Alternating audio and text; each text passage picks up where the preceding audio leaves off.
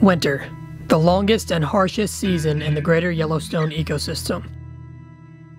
This is a time when animals are struggling to find food, to stay warm, to stay alive. In this vlog, we're going to jump back in time to when I was living and working at Togety Mountain Lodge in Jackson Hole, Wyoming this past winter. Yes, I know, I'm way behind and it's almost winter again. But regardless, the vlog you're about to see was filmed earlier this year. Actually, we're going to start this vlog out on the very first day of this year. I went on a New Year's Day drive into Grand Teton National Park. It was a beautiful, snowy day, and the Tetons were partially obscured by snow and clouds, with more weather on the way soon. By the time I got into the northern half of the park, I could no longer see the peaks of the Tetons. However, instead, I saw something else. A lone coyote. The coyote was resting right in the middle of the road. I parked my vehicle, got out, and began to photograph him.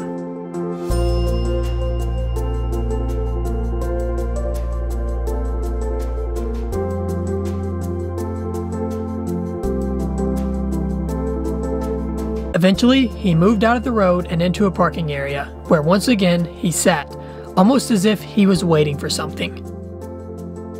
I was able to get a few close-up shots of him while I was here, which was fun, but he seemed almost too comfortable with my presence. The coyote continually approached us, and when a photographer nearby dropped his lens cap, the coyote rushed in.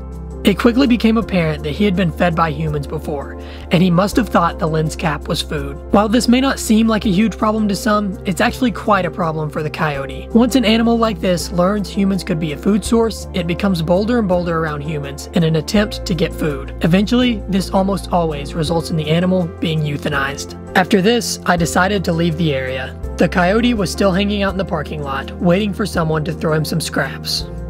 I'm now heading south through the park, down towards the town of Jackson, and hopefully going to photograph some bighorn rams and elk in this beautiful snowy environment down there. And boy, did I. All those little brown dots out there are elk, coating the landscape like the snow around them. I drove a back road to get to the other side of the herd, then pulled over and began shooting out the window.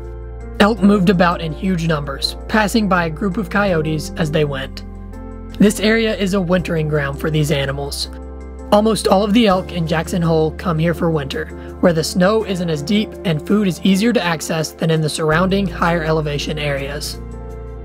As the sun dipped low in the sky, the elk filed up a butte in a single file line, eventually splitting and going separate ways. Higher up on the butte, above the elk, a couple of bighorn rams foraged. Unfortunately, they were inaccessible and too far away to photograph, but there was a lot of winter left to shoot. They would eventually work their way down, and when they did, I would be back for them. It was so incredible to see such large herds of elk, and I got out and shot in multiple places to try and capture the scale of these herds.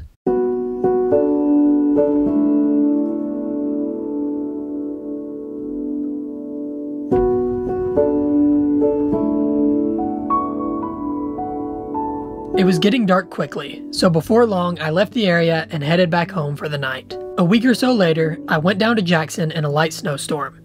And, as often happens in this area, sometimes you find wildlife even when you're not looking for it. In this case, I did exactly that with a moose.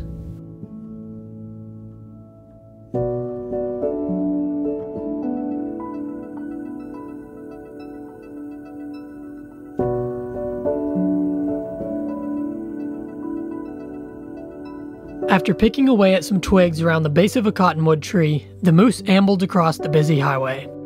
It dropped down into the frozen riverbed on the other side and then wandered away into the forest and out of sight. I moved further down the road, hoping to find more wildlife along the way. I quickly came across a small herd of bison hanging out in an open meadow.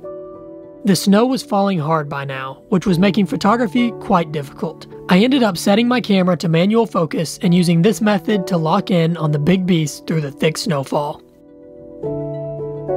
I got a few photos, nothing special, and then shot some slow-motion video of one of the bison trudging through the snow, searching for any little morsel of grass that might be hidden beneath the white blanket.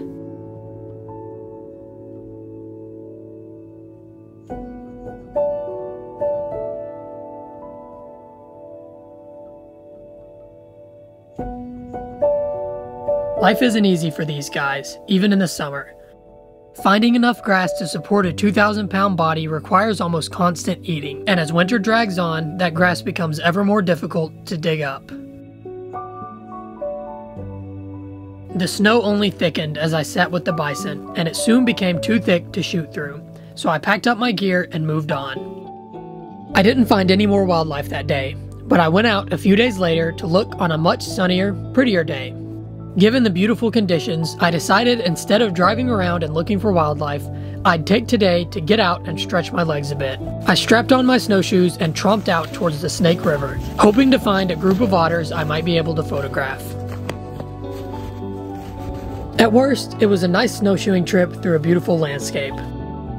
And that was exactly what it ended up being, as I saw no otters on the hike, despite walking quite a long stretch of river. But despite that, the scenery around me was absolutely stunning, and the silence of winter made for a very peaceful walk. The next few days, temperatures plummeted, getting as low as -31 degrees Fahrenheit at the lodge where I was working.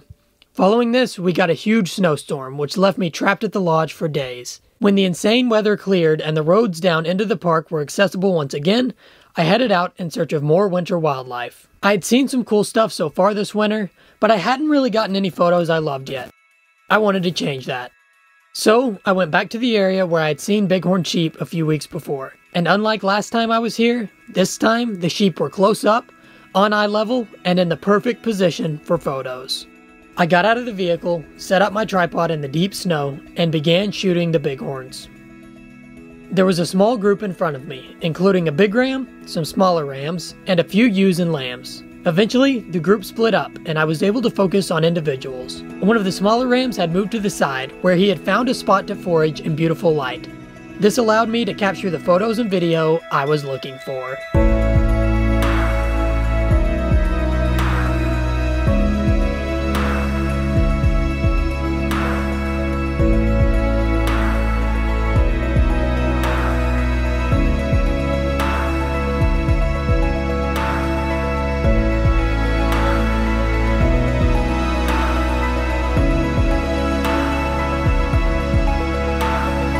Much like the bison, these guys have got to put the work in the winter. The snow buries the very little bit of grass available for them to eat, making food scarce and life difficult. The sheep are constantly digging to get to the grass, just trying to cling on and stay fed enough until things green up in the spring. When the snow melts and the valleys green up, these sheep will begin to migrate into higher elevations, following the greening of grasses to the alpine regions that tower above, where they will spend the summer. After foraging for a while, a few of the rams started moving towards the road. I fired off a few photos of them as they came, then got into position for them to cross. A large group crossed, paused on the other side, and then began filing up the hill. I got parallel with them and moved to a very low angle, low enough to put the snow in the foreground right in front of my lens. This created a beautiful foreground blur that just covered the hooves of the rams as they moved through the snow. With a bit of waiting and timing it right, I was able to capture my favorite photo I got of them all day. The rams continued moving up the hillside and began digging for grasses. Right about this time, a group of ewes decided to come down the hill towards where I was sitting. They stepped out into the road just in front of me, and I was able to capture a few nice shots of them as well. Finally, the sun got too low to shoot, and I hopped back in the car and headed towards home, satisfied with a productive day of sheep photography. The winter season was nearly over by now, and soon I would be leaving the Yellowstone ecosystem to visit with family for most of March and April. My last chance to photograph wildlife in the harsh winter landscape was here. There was one species I had in mind that I really wanted to photograph this winter, but hadn't had the opportunity to do so yet. The red fox. So, on one of my last evenings spent in Jackson Hole before leaving, I went out into the park in search of a fox. I had some ideas about where to find them, it was just a matter of doing so. I drove far up into the northern parts of the park, a place where foxes are commonly seen. And, as if it knew I was coming, a red fox was sitting in the middle of the road. It got up once it saw my vehicle and moved into a nearby parking lot. I pulled in, got out of the car, and shot a few photos of it. The fox was sitting on a snowbank watching some nearby fishermen pack up their gear. Eventually, it got up, walked towards me, and then past me, and made its way towards a trailer on the other end of the parking lot. I got back into my vehicle and followed the fox over there. I pulled up next to the trailer and the fox popped his head up, allowing me to fire off a nice face shot of him. Suddenly, the fox jumped over the edge of the trailer and landed inside. A few seconds later, he popped his head up again, but this time with trash in his mouth. I quickly jumped out of the car to scare him away. The fox ran, and this is what I found inside the trailer. Even in the heart of a national park, somehow people are too lazy to even dispose of their McDonald's leftovers properly. The fox took his snack into the forest and tore into it. I tried to scare him away from it, but each time he would just take it with him when he ran. So instead, I decided to just sit down and try to document the harsh reality of our human irresponsibility in the parks.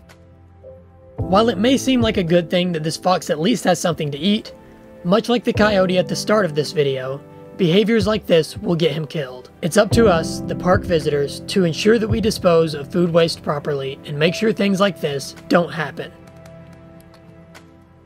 The fox eventually finished his meal and then disappeared into the forest. After this, I left the park for what would be my last time until spring. As I drove out, I came across this sign. I may have gotten some good photos in this vlog, but there's a more important story here that I want to talk about. I hate to end the vlog on a down note, but I think it's vitally important that we as wildlife photographers recognize the impact we have on these animals' lives. Whether it's the coyote from the start of winter or the fox at the end, it's up to us to protect them. So recreate responsibly, leave no trace, keep a safe distance, and once you can do all that, get out there and get yourself some good photos. That's about all for this one, guys. Thank you for watching and for listening to this brief message at the end, and I will see you all in the next video.